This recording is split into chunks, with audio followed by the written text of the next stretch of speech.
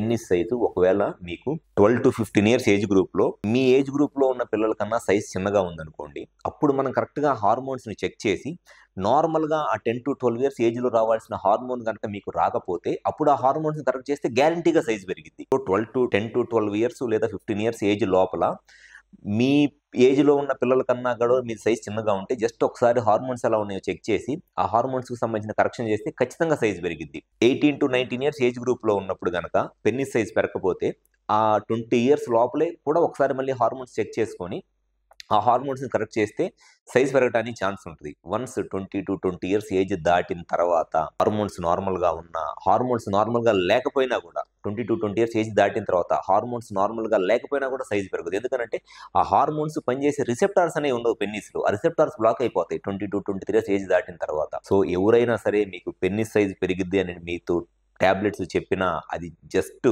అబద్ధం మాత్రమే. మీ డబ్బులు లాస్ అవటం తప్పితే మీరు ఏమి చేసినా సరే పెన్నిస్ సైజ్ అనేది పెరగదు.